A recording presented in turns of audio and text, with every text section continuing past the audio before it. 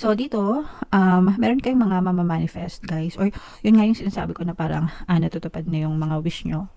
So, namamanifest nyo na yung mga dreams nyo, unti-unti. Yung, nandun ka sa tamang landas, like I said. And yung iba sa nyo, parang nagsisimula na kayong makilala ng mga tao sa paligid nyo. Minsan kasi ganun, no? Parang wala silang kakilala. Pero pagka umuunlad na kayo, umaasenso na kayo, nagkakamero na kayo, parang unti-unti ka na nilang nakikilala.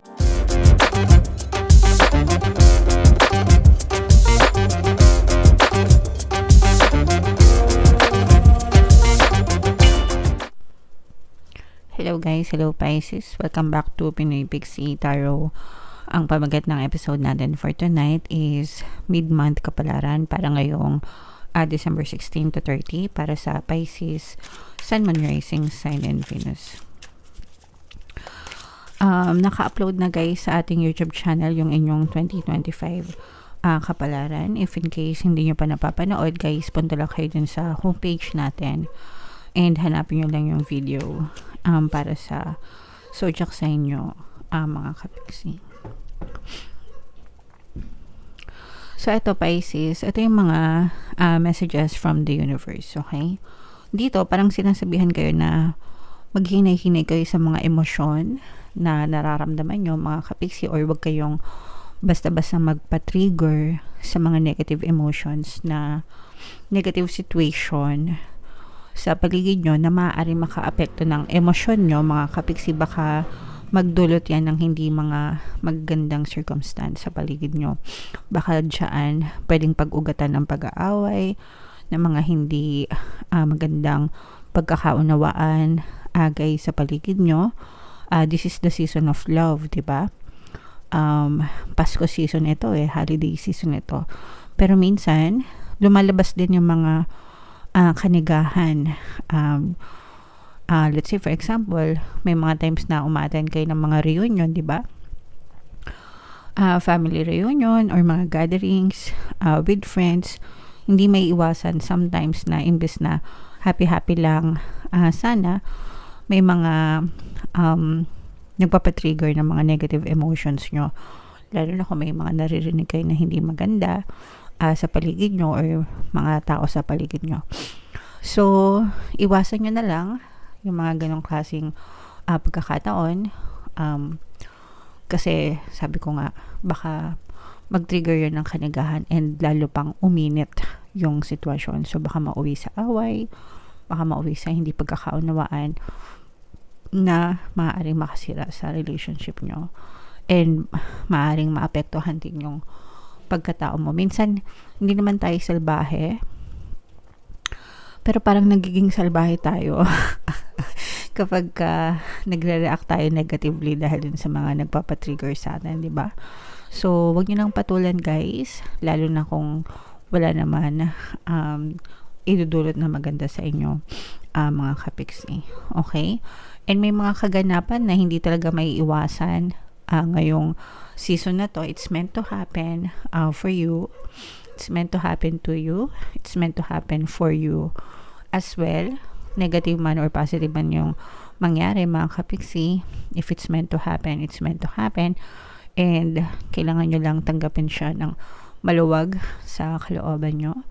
And i-grasp nyo yung lesson na dala-dala nung event na yon or circumstance na yon, and maging gabay nyo siya para maiwasan nyo ng magkamali in the future, mga kapiksi. Alright? So, yan yung mga messages sa inyo ngayong December 16 to 30, guys. So, shuffle natin to. Tingnan natin yung ganap sa inyo ngayong season na to. Habang sinashuffle natin to guys, panoorin nyo muna yung video natin regarding sa ating paano mag-manifest ng abundance video course. Kapiksi, sawa ka na ba sa mga struggles at hirap sa buhay mo?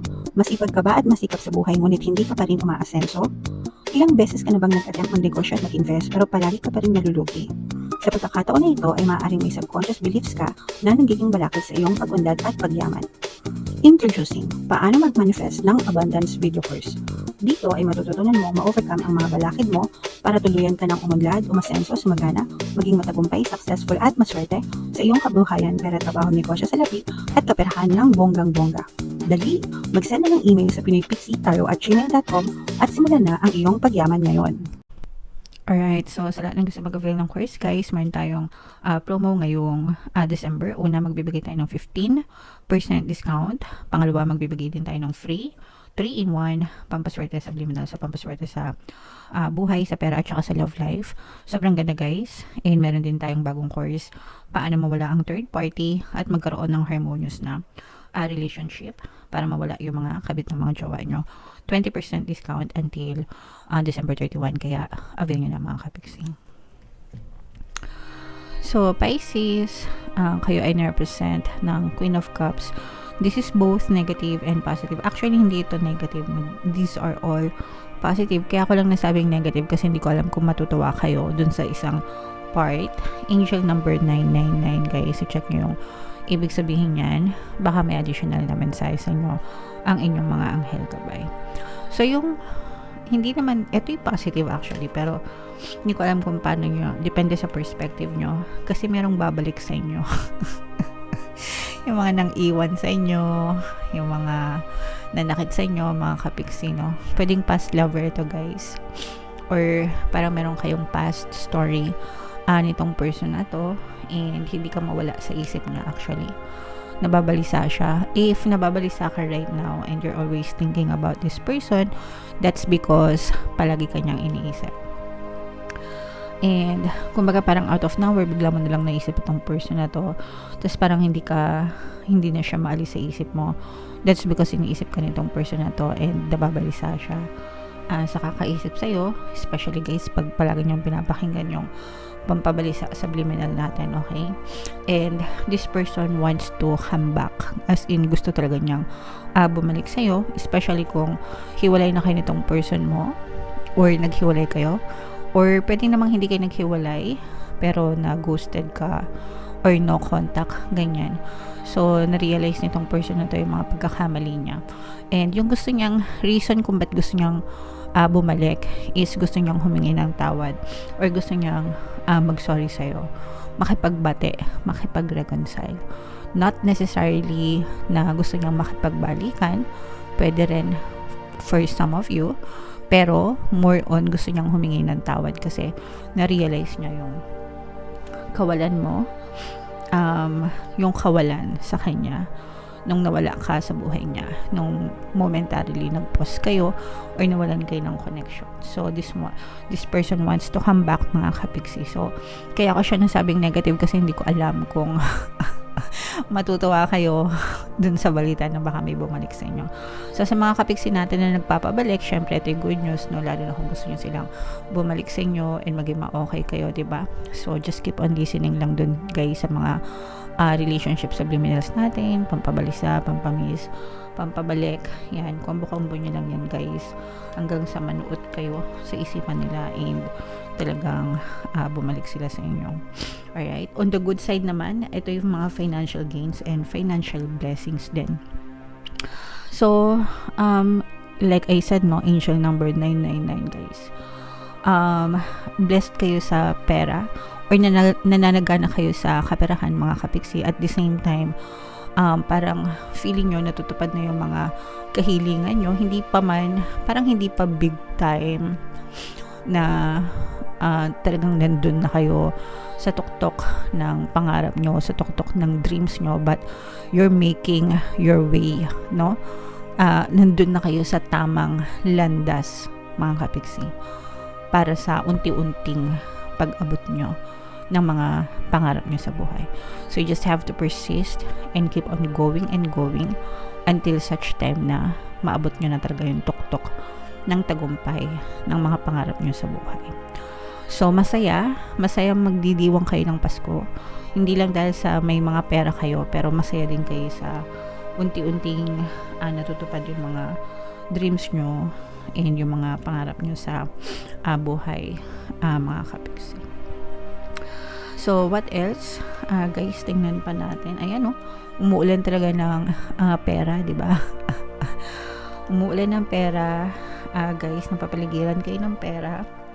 Meron ditong presence ng fire sign Aries, Leo, Sagittarius. So for some of you, pwedeng may fire element kayo sa inyong natal chart, or you may be dealing with the fire sign, mga kapiksi.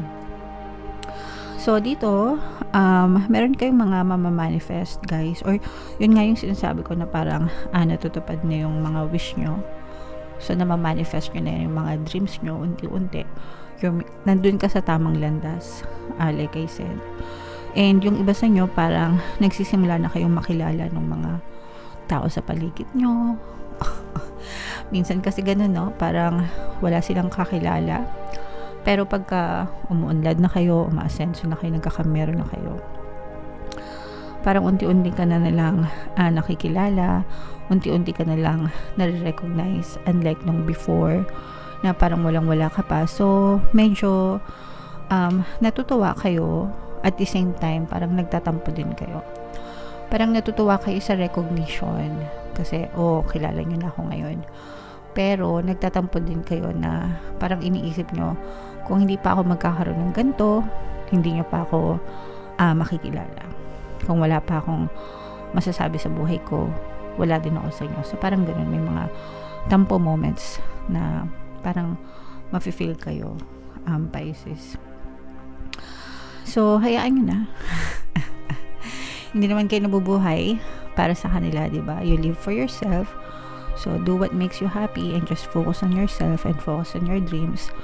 Ang importante is na-achieve mo yung mga gusto mo. And hindi importante kung ma-recognize ka nila or what. Ang importante is you recognize your efforts and na-achieve mo yung mga dreams mo. Okay?